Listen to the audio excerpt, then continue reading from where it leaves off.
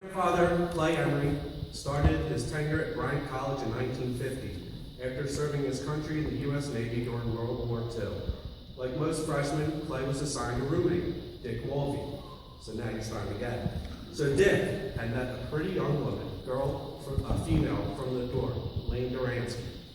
Well, as we understand, the very first time Clay met Lane, he called his parents and told them he had met the woman he was going to marry. Well, Clay was right. They started dating later that same year, and before the school year let out, they were married. Now, Clay and Lane didn't start with much. Clay was finishing school and working full-time, while Lane was working full-time as well. They scraped together just enough money to rent an attic apartment, which apparently got very cold in winter.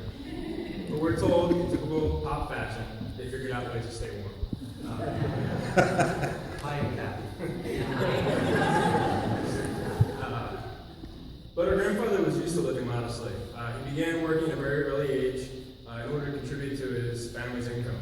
In fact, there's a story once told us where his school was putting on a play, Robin Hood, and he tried out for the role of Robin Hood. But unfortunately, his family couldn't afford the 25 cents for the costume, which in today's dollars, just to put it in perspective, is about $4.19. He had to withdraw himself from consideration.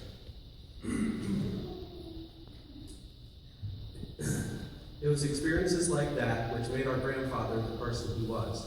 Someone who enjoyed life and considered himself truly blessed for the family and friends that he had. Considering some of the things he had achieved in his life. Becoming a CPA and sinking a golf cart at Indigo Creek. If you think about that, that's really an accomplishment. In all seriousness, family is very important to Pop, and above all else, the thing he cherished most was Grandma. There was never a doubt that she was the love of his life. Even after 65 years, when he would always ask, "Isn't she the prettiest thing you've ever seen?" Pop had many ways to describe his love and passion for our grandmother, none of which will be described here. And of course, after 65 years of marriage, their 3 daughters, 8 grandchildren, and 12 great-grandchildren would never have happened if it wasn't for Dick Mulvey and his introduction of Lane and Clay.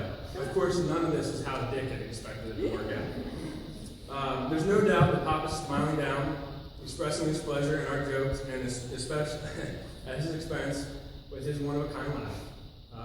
In closing, we'd like to leave you with a piece of advice that our grandfather tried his best to bestow upon each other and to all others, which was, you don't have to kill the ball, it's already dead.